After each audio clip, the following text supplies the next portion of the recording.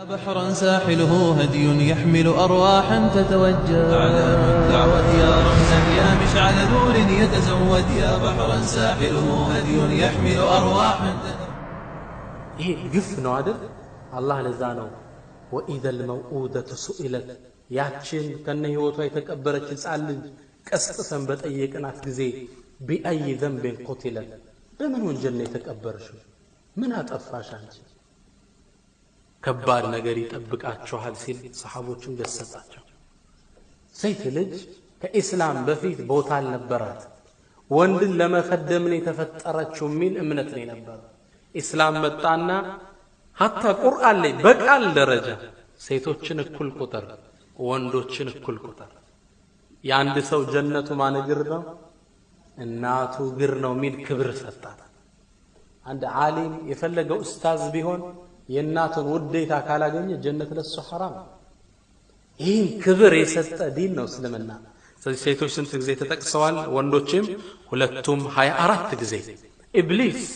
ኢብሊስ የሚለው ቃል በዘመኑ የወጣ ተአምር ነው። ወላሂ በጣም ልቤን ነክቶት ነው የሚገርማችሁ የጻፍኩት። ኢብሊስ የሚለው ቃል الاستعاذة من الإبليس كإبليس متبك የሚለው ቃል ሁለቱም 11 ጊዜ ተጠቅሰዋል። عجيب كون والله إبليس على مكلاك يوم السلاة يانا تقبابا الله وشيطان اللي أساستاتو يشلال إيهو مكلاك يوم كإبليس إبليس كل كتر قرآن اللي تتكسر الله أكبر أتلو سلازي مكيات بإبليس ما درق عنشلم مادر عندان دوچاچن وانجل سرانا ምንድነው ስትለው ባክ ሸይጣን አሳሳተኝ ይላል። ይሄ አይደለም ይያለ ነው አላህ Subhanahu Wa Ta'ala። በልጭራሽ አንዳንዶች የሚሰሩት ወንጀል ኢብሊስ ራሱ ማቀው ወንጀል አለ አይደል?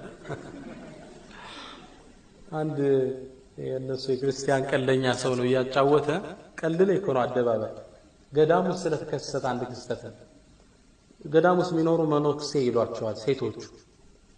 እቺ መኖክሴ ጾም ውስጥ ነው የነሱ ረመዳን ገብቷል መሰል በእነሱ እንቁላል ምናምን ያስገድፋል ይላሉ ያስፈጥራል ይላሉ። እሱ መብላት ክልክል በጣም አማራት።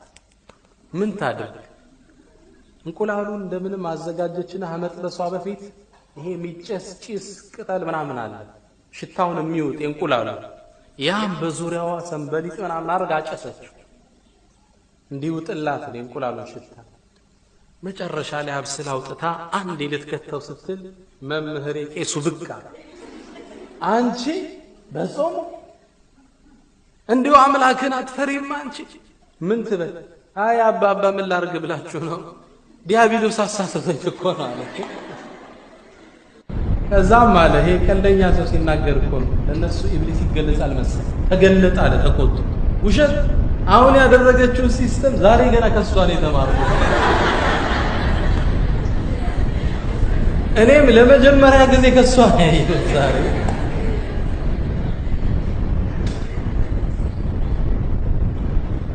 ስለዚህ በሸይጣን ማስደገፍ የኢስላም አቋም አይደለም። ሸይጣን አለ መከላከያው ተሰጥቷል። አዑዙ ቢላህ ካልከው ይሮጣል አይደል? አዛን ሲሰማ ሩጫውን ይለቀዋል ይላል ነብያችን ሰለላሁ ዐለይሂ ወሰለም። አዘካ ዘካ የሚለው ቃል ወነማ ወልበረካ በረካ የሚለው ቃል ሁለቱም 32 ጊዜ ተጠቅሰዋል።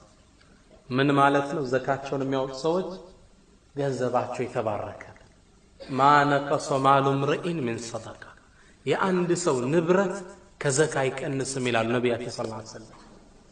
አንተ አንድ ሰው ቸግሮት እርዳው ያን አላህ ይተካዋል። ወማ አንፈቅቱም ሚን ሸይኢን فهو يخلفه ምንም ማትሰጡም የተካውት ቢሆንም የአላህ ቃል ኪዳን ሙሉ ሹር ሆኑ ምንም ማትሰጡም ነው የተካውት ቢሆንም። ስለዚህ ዘካና በረካ የሚለው እኩል ቁጥር ተጠቅሰዋል። አልሙሲባ ችግር የሚለው ችግር ሙሲባ ምናምን ወሽክር ማመስገን የሚለው ቃል ሁለቱም እኩል 75 ጊዜ ተጠቅሰዋል። አላህ ምን ማለት ነው አሉ ዑለሞች ችግሮች ሙሲባዎች ሊመጡባችሁ ይችላሉ አመስጋኝ ሁኑ። ስንት ጸጋ አለ እናንተ ዘንድ የአላህን ጸጋ እንቆጥረዋለን እንዴ?